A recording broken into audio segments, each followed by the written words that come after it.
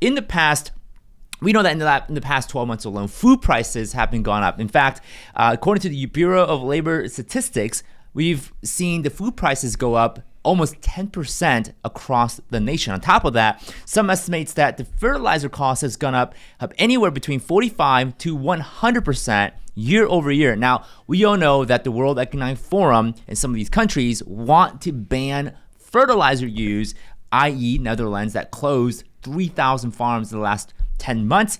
And this is also true for the push for fake meat, fake food, fake everything, right? On top of that, and on top of the food costs rising here in the United States, in November 2022, the USDA, so the United States Department of Agriculture, reported that the first time in U.S. history, the country would be importing more agricultural products than exporting.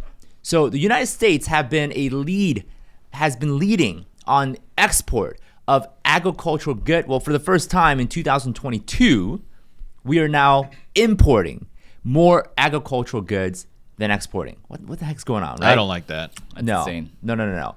And so here's what I want to highlight the most, and this is the topic that I want to get us into today's show, and that is a 2018 report from the USDA's Economic Research Service has found that the Chinese investment here in the United States for buying up more and more farmland has actually tenfolded.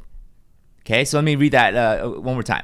The USDA's Economic Research Service has found that Chinese investment in the agricultural sector has grown tenfold in the last decade. It's So 10x. 10x. They've been reading some Grant Cardone, right? They're like, So it's a Chinese Grant Cardone. Yeah, so long story short, we're seeing a growing trend, not just China, we're seeing actually a growing trend of foreign nationals buying United States farmland all across the United States. Right. No. So is China the main culprit, though? I understand there's a lot of foreign buyers. There's always been foreign buyers, and there's a couple of ways I think we could take this. Sure. Right. The number one aspect is economical, because typically when global inflation tends to be high, a lot of foreign countries tend to put before we get there, Yeah. we're getting to some stuff. So let's put the context to this, right? Why is China in particular buying more farmland? Now, China is not the biggest foreign for national sure. buyer, just to answer your question, but they are certainly the more aggressive ones. Yeah. Okay. So what are they doing? What are they planning? What is their ultimate end game when it comes to buying food? That's the point that I'm trying to make, is that, a lot of times when inflation tends to be really high, you have to look at the Chinese currency. Again, I'm not going to go super deep into this. Sure. I'm going to let you guys do that. But my opinion is that I think a lot of foreign countries, especially China, a lot of these, they're really buying up U.S. land to protect their money. Right, to hedge against inflation, right? Because mainly when global inflation is really high, people tend to use their U.S. dollars for U.S. real assets. Yeah. Right. Yes. That, and I want to actually add some more dimension to that, because yes, there is some. I think there is some economic play there, but I also want to add some additional, details that I think will corroborate with what China has been doing. So today, let's kind of put some context to this, right? America boasts 900 million acres of farmland, which is good. Which actually, almost 40% of our land makes up usable farmland for agricultural purposes, which is why the U.S. is truly like the dominator when it comes to food production. We can actually create more food to feed our people, and we'll have leftover. So technically, we have the capacity to feed everyone here in the United States. The issue is the logistical challenges, right? So according to the Department of Agriculture, American citizens own 97% of privately held farmland and forest here in the United States. And just recently, the 3% of farmland owned by foreigners has attracted controversy, specifically China. So Chinese companies, I should say, own about 0.2% of American agricultural land per USDA data. So for now, it's not the end of the world, right? It's not like China and the Chinese companies, which really are backed by the CCP, the Chinese Communist Party. It's not like they own 20%, right? It is, relatively still low. But here are some patterns, historically speaking, that show that China will likely buy more and more and aggressively in the next decade. Okay, so if you look at the last 7 years, even outside of farmland, just looking at housing, U.S. homes for the past 7 years, in 2019, let me read that again. Chinese have bought let me try that again here. Chinese buyers have led foreign investment in U.S. homes for the past 7 years. In 2019 to 2020, they bought U.S. home properties worth $11.5 billion, or a little more than a sixth of the total, according to a report from the National Association of Realtors. Yeah, well, let's stop here and have some discussion. Yeah. You know what I mean? Because that's a lot of facts. There's a lot of data. Thank you, Asian Ben Shapiro. But you know what I mean? Like, like I said, I think there's an economical aspect of things. But I think for us as Americans, like we just have a very healthy skepticism and fear of especially a country like China, who in the past, they've shown their intentions to not be clear. Right. I mean, all we got to do is just look at what they're doing with TikTok and the data that they're trying to access and are accessing, quite frankly, and how they're influencing our young people in the United States. So if we're assuming that their intentions are not the greatest and they're wanting to continue to buy U.S. farmland and U.S. properties, I mean, Nick, what do you think about that, man? I mean, you're an individual who's defended this country, like. Yeah, thank you for reminding everybody. I appreciate it.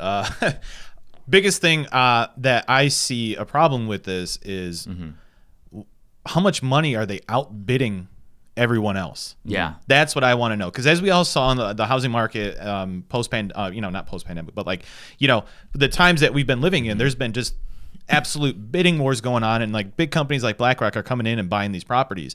Now I see the same problem with Chinese companies coming in and buying these farmland, and then these farmers are almost like, hey, I'm going to take the money because that's a lot of money compared to what everyone else is doing. So I think that there needs to be somewhat of a vetting process.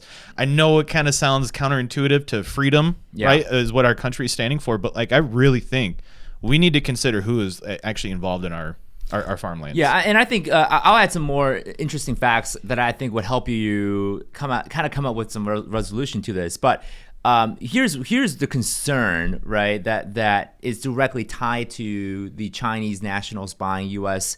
Real estate and farmland. Is you're absolutely right, Nick. It will drive up prices. It's going to cause more demand, which supply and demand says that you will see a price increase. So. Right. This is good news if you already have real estate, because obviously it drives up your value and increases your wealth. But this is a very concerning news for young, new, first-time home buyers that cannot afford to buy a new home simply from the fact that you have foreign nationals bidding up, sometimes also paying cash, which is insane. And that's also the same concern for U.S. farmlands as well. They're expecting that thousands, if not tens of thousands of farms and farm owners are looking to retire in the next 5 to 10 years. And they're either going to pass down the farms, which I don't know. Most young kids today probably don't want to be farmers. No. And unfortunately, most retiring farmland owners are probably going to be buying or selling these to either corporate farmland owners, or it could be a case where China can use this opportunity to buy more farmland. So less and less U.S. citizens, especially our young generation, are less interested in becoming farmland owners or intentionally seeking a career in the agricultural field. Yeah, well, I want to go back to the housing market, right? Because if you're talking about something that affects virtually everybody, it's it is farming and it is food, but it's also the housing market. Right. My blame isn't necessarily on China. Right? Because I mean, like if you have Chinese investors, because that's one of the things that we haven't addressed here is that, hey, who is buying? Like we get it, they're Chinese sources and they're foreign buyers, but is it the actual CCP? Are these Chinese hedge funds? Are these Chinese private equity firms? But, I mean, aren't they all interconnected though? They're all interconnected. Yeah, they could be. You know what I mean? But my question is, well, if these guys are buying up U.S. homes, right? I don't really blame them. Like, I mean, they could have ill intent and whatnot, but at the end of the day, I really do think the main reasons for them to just protect their money, right? Like they like the U.S. dollar.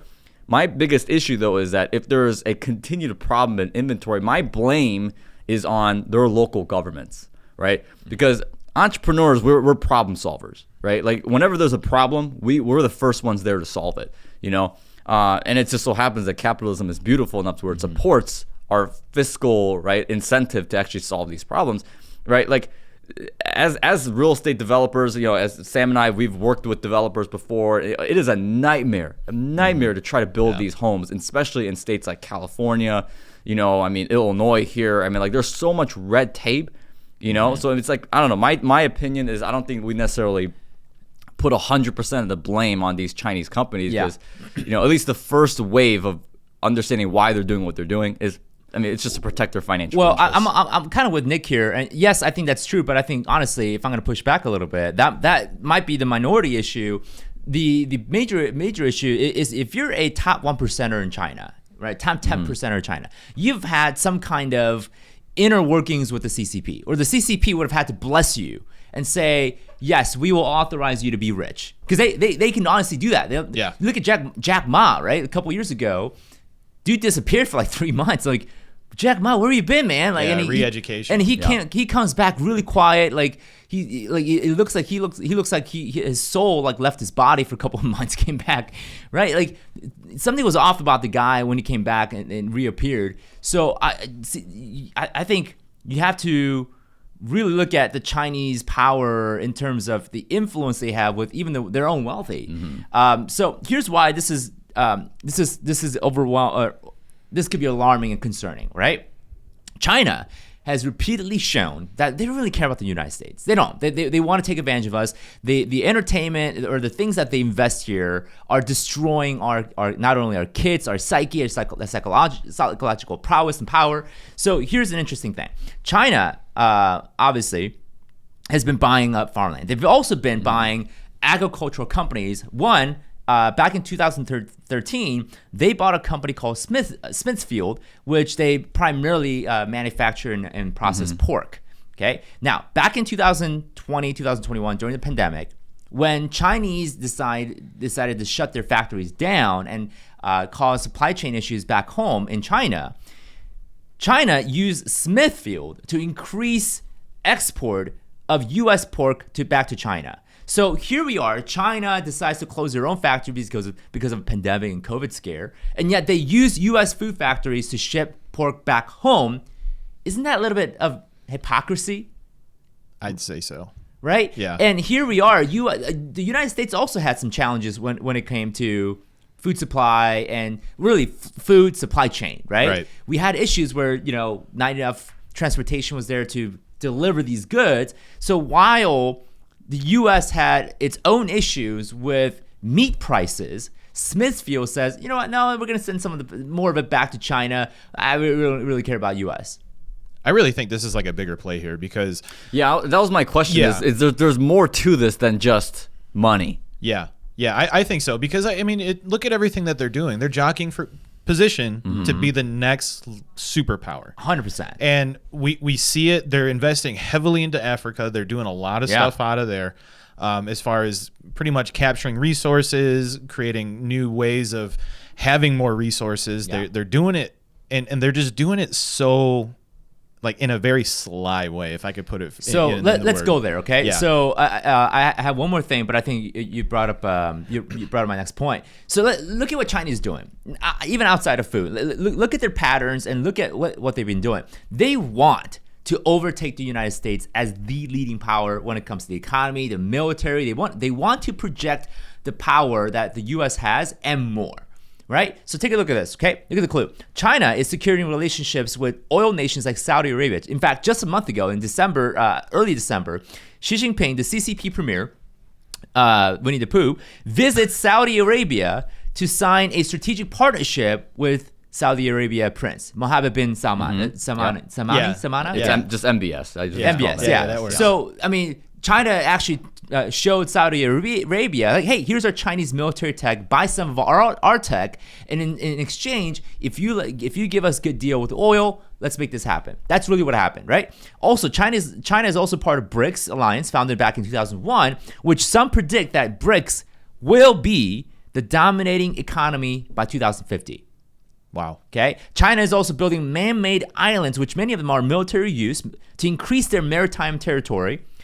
Okay, creating 1,295 acres, which is about 3,200 acres of new islands since 2013, according to the CSIS Asia Maritime Transparency Initiative. So they're literally building islands, man-made islands, to increase their maritime territory, to have more fishing right? And also, most of them are military bases. They have like airstrips and airfields. And China is also actively stealing U.S. intellectual property from private and public corporations. So this is an article from Wikipedia, or a quote from Wikipedia. In 2022, the security firm Cybereason announced that it has discovered Chinese government-linked hackers targeting sensitive data from over 30 technology and manufacturing firms in Asia, Europe, and United States since 2019. And of course, the Chinese embassy here in the United States were like, no, totally not, totally false. Yeah, we're not doing that. We're not doing that. Trust us. And we know that's what they want. So look what they're after. They're after foreign land. They're giving these small countries shark loans to ultimately bankrupt them and basically make them vassal countries. They're securing oil. Now they're securing food, and they're increasing their military capacity and projection of power. So China, we know they're ambitious, they're hungry, they're aggressive. They know they have a very centralized decision-making process to be able to pretty much say, hey, our kids are going to learn X, Y, and Z. No more video games on the weekdays, right? They do have the fundamental ingredients to truly become the next, superpower, and that's a concern for me. There is one thing I'd have to push back on that sentiment. I agree with everything that you said, Sam. Yes. But there is one thing that is going on right now, and I believe the Chinese people are very, very angry with the establishment. Not only as their government being so, draconian and all these security measures to prevent anything from talking on the state, but they're pissed off at the banks. Yeah, they're upset. You mean the people are? Well, the people. There's correct. record amounts of protests happening. Yes, I mean, it's a lot, man. That's the big. My question then is how long is that going to last? Right? How long can that truly last? Are we too far gone, or is China too far gone to a totalitarian state to where they can crush those, or could people prevail? Which I hope people do. Right. Well, it's strength in numbers. Strength in numbers. It's kind of like, if we have the numbers and if enough people are awake, right? Not woke, awake, right? To their cause, and they see freedom at the end of the tunnel, it's going to be a long, hard battle. I mean, look at Hong Kong, for instance, but I think if there is any shift of the Chinese people's minds, I think that could be changed. Well, my prediction is I think, if you think about what happens, especially with very communistic, very centralized power at the top government type of style of running the regime, right? My prediction almost is that there's going to be some disaster that's going to happen in which the Chinese government is planning the disaster. They're plotting the disaster and going, hey, we need something really bad to happen so that people can then look to us as the savior. Like right now, people are rebelling, people are, protesting, people are, not falling in line with our agenda. I think it's going on right now. And you know what? I think, and sadly, what's going to happen? I think to the point where, let's say, protest gets really bad and things get out of control. You know what's going to happen? My prediction, my theory, is they're going to invade Taiwan. Oh, I was just about to. Yeah, I think so too. Right? They're going to invade Taiwan. And there's going to be some type of thing. Usually it's either war, a major pandemic, or a large economic downturn that gets these people to turn to the government and go, hey, we need your help. We need stimulus checks. We need vaccines. And to CCP, the government, this is going to be a major victory. Here's why. Now they're going to crush a rebellion, and they get to accomplish what they've been wanting to do, which is basically take over China, or take back China, as they like to say it. And this is how they're going to do it, right? They're probably, and I told this to Nick, I think a week ago, 2 weeks ago, during lunch. I told Nick, hey, listen, if there is enough rebellion, they're probably going to establish some kind of conscripting, and force some of these protesters to say, hey, we won't send you to jail. We will adjudicate your sins towards the CCP, towards your leaders, if you fight in the war, and we will, in fact, pretend none of this happened. Right. We'll make sure your we need to move to a greater good, so that we can't have our citizens in jail, because we need to move towards a bigger and better China. Cause, right. Well, let me tell you something that I just thought about as far as the indoctrination program of joining a military. You become very patriotic.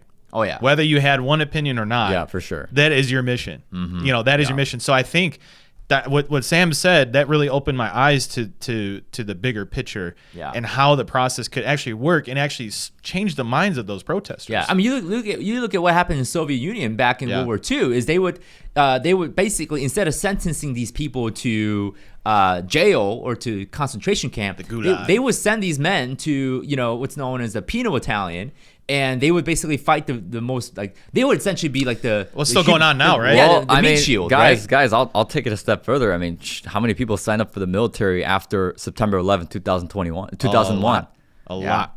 You know, like how many people signed up for the military? Sense, man. Yeah. You know? 100%. Like people were, and I'm not saying that's a bad thing, man. I think our country was in a very beautiful spot where, we felt unified for sure afterwards. But, like... You've got some folks that are saying, well, 9/11 was a planned thing, right? You know what I mean? From within, right? Yeah. Right? So who's to say? So again, the crazy part to all this is the founder of the World Economic Forum, Klaus Schwab, is saying that China is the model country, that every country should follow what China is doing. Jeez. So it's really clear what our corporate and government oligarchs and technocrats and unelected officials or unelected people truly want. They want the world to be China. Yeah, to model after China. And I think that shows a lot of hypocrisy, because I know we talked about in the show in the past how China is the leader in damaging climate change, right? Like they are one of the leaders in pollution, in the carbon footprint, in terms of hurting the environmental aspects of the planet. I mean, they're not, no one's even close. Yeah, no one's even close. Like the U.S. is like number 14 or something like that. Yeah, so it's very obvious that our corporate overlords and oligarchs want control over our food, finance, money, information, our awareness, even our kids, right? By destroying the traditional nuclear values and family, the Judeo-Christian values that I believe the Western society has been founded. Hey guys, what you just saw was a clip from our weekly live show that we do every single Thursday. Now, if you guys enjoyed the clip, please like and subscribe to our channel for more content like that. And be sure to tune in every Thursday at 7 p.m. as we go live to the show. Interact with us, have questions and comments ready. We will have a great time together, so be sure to join us on Thursday at 7 o'clock. We'll see you guys there.